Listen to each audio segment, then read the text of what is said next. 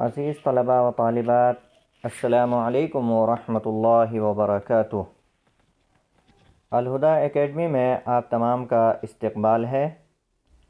میں عبدالقیوم ندوی آج آپ کی خدمت میں الدروس النحویہ کا سبق نمبر 12 لے کر حاضر ہوں۔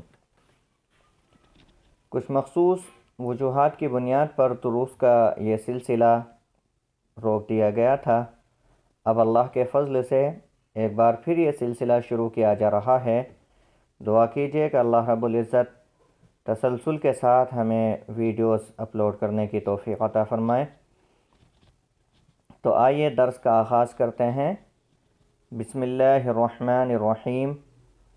سبق نمبر 12، علامات فعل، یعنی فعل کی علامتیں یہ ہیں۔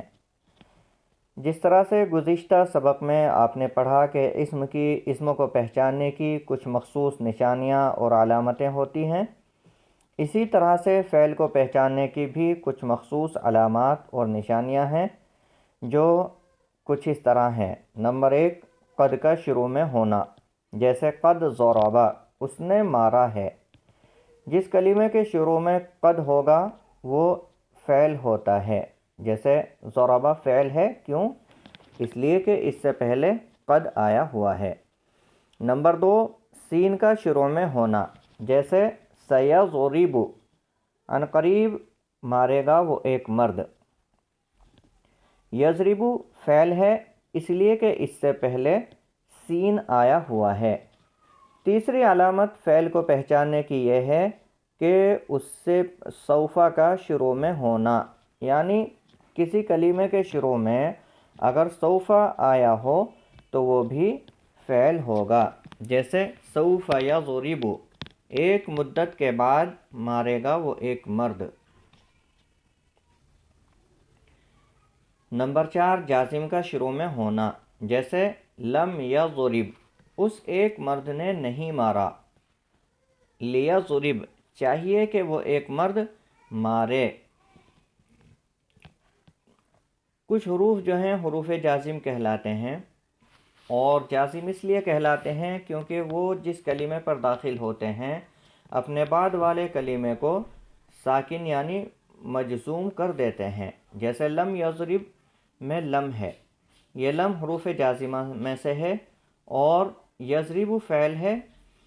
جب یہ فعل پر داخل ہوا تو اس نے یضرب کو ساکن کر دیا، با کو جو ہے مجزوم کر دیا ہے۔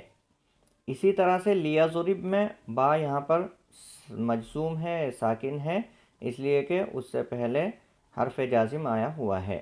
نمبر 5، ضمیر مرفوع متصل بارز کا آخر میں ہونا، جیسے ضربت، ضربتی، ضربتو۔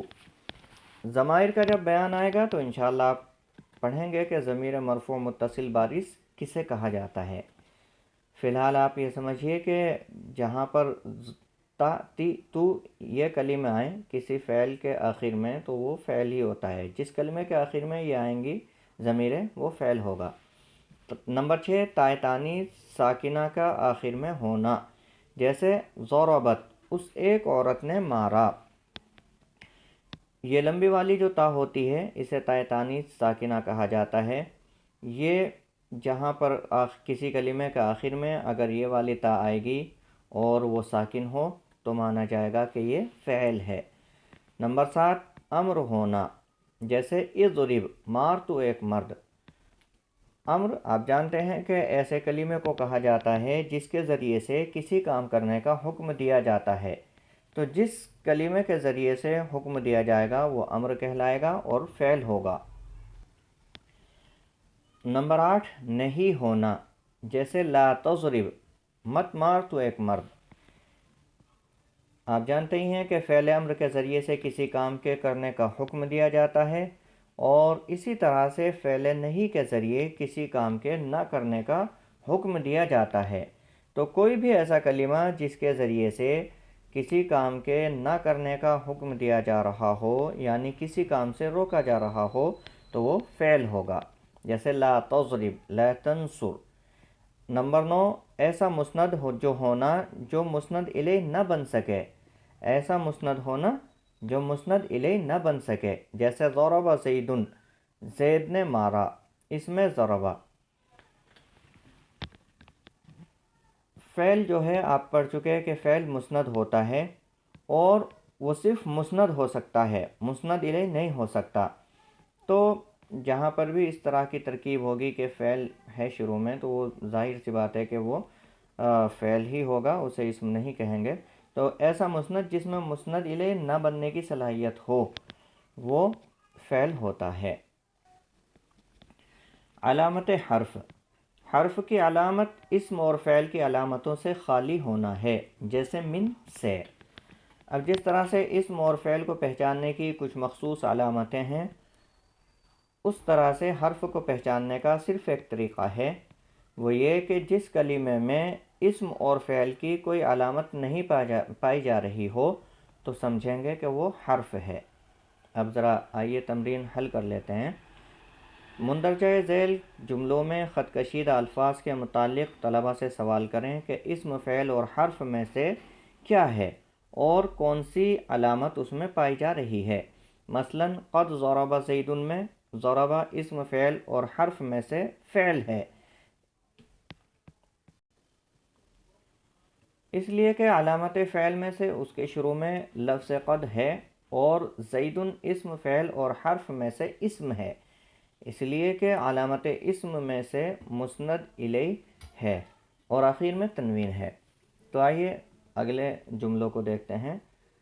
سیأکل الولد، یأکل یہاں پر فعل مضارع ہے، فعل ہے، اس لیے کہ اس کے شروع میں سین آیا ہوا ہے، اور ابھی ہم نے پڑھا کہ سین جس کلمے سے پہلے آ جائے وہ فعل ہوگا۔ الولد، یہ الولد اسم ہے، اس لیے کہ اس سے پہلے الف لام آ رہا ہے، اس پر الف لام داخل ہے۔ نمبر 2، لم یذق طلحۃ شیئا، لم یذق یہ یذق فعل ہے، اس لیے کہ اس سے پہلے لم آیا ہوا ہے، اور لم صرف فعل پر داخل ہوتا ہے، اسم پر داخل نہیں ہوتا۔ فتحت المدینۃ، میں نے شہر فتح کیا۔ فتحت میں یہ فتحت جو کلمہ ہے وہ فعل ہے، اس لیے کہ اس میں کیونکہ اس کے آخر میں ضمیر مرفوع متصل بارز آئی ہوئی ہے۔ ذہبت اطفال، یہ ذہبت بھی فعل ہے کیونکہ اس کے آخر میں تائے تانیث ساکنہ آئی ہوئی ہے۔ ابھی ہم پڑھ کے آئے ہیں کہ تائے تانیث ساکنہ جس کلمے کا آخر میں ہوگی وہ فعل ہوگا۔ اذهب الى الفصل، درسگاہ کی طرف جا، یہ اذهب جو کلمہ ہے وہ فعل امر ہے، اس لیے یہ بھی فعل ہے۔ تو امید ہے کہ یہ درس آپ کو پسند آیا ہوگا اور آپ نے کافی کچھ اس سے سمجھا ہوگا۔ اسی طرح کی مزید ویڈیوز دیکھنے کے لیے الہدیٰ اکیڈمی چینل کو سبسکرائب کیجیے۔ اپنی مخصوص دعاؤں میں ہمیں یاد رکھیے اور اپنا خیال رکھیے۔ انشاءاللہ جلد ہی اگلی کسی ایک ویڈیو میں آپ سے ملاقات ہوگی۔ السلام علیکم ورحمۃ اللہ وبرکاتہ۔